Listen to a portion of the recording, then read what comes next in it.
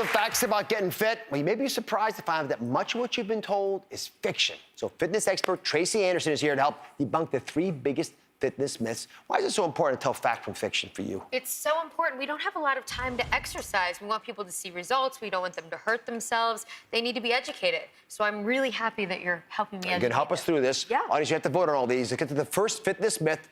Is it 1, crunches are the key to those flat abs? How many of you believe that? 2/3 of the audience. Does anyone do crunches? Does anyone even? I'm doing crunches. This, unfortunately, is a myth.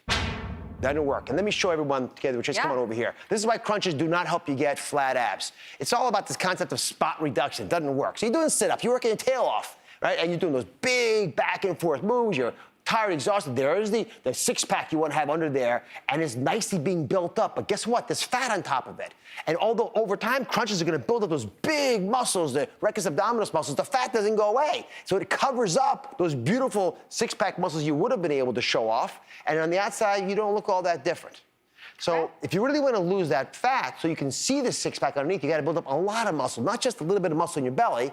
And to do that, Tracy, you say you've got a better way of doing it. Yes, I'm gonna reach all of those muscles, not just the large ones, and we're gonna use our whole body, so we're gonna burn calories at the same time, which burns off the fat to expose them. So we're gonna put our bodies into a plank position. We're gonna get to the abs using all of the muscles in the abs section. You're gonna drop your left leg down to the ground and your left hip down to the ground. It feels a little awkward, that's okay. Then you're gonna roll and kick your leg out to the side as a lever of resistance against your abs. So you wanna really make sure that you keep your bottoms down, butts down, ladies, and you're going to just rock back and forth.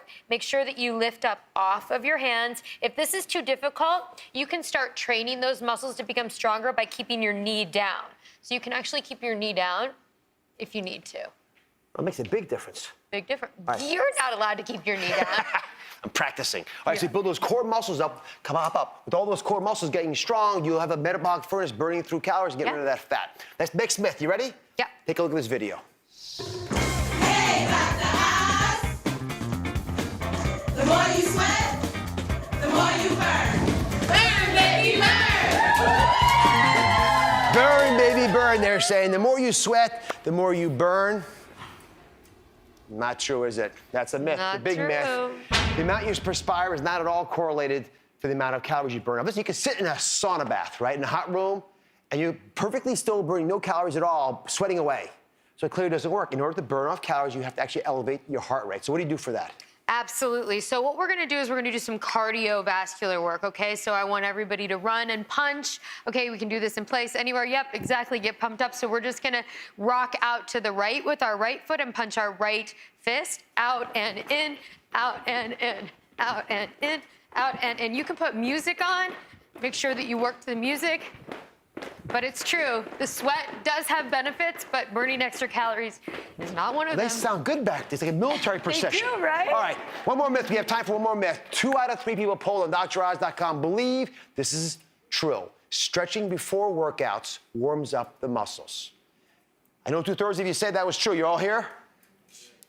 I used to always do this. This is a myth, my friends. Yep. The truth is you can actually injure muscles if you stretch before you warm up a little bit.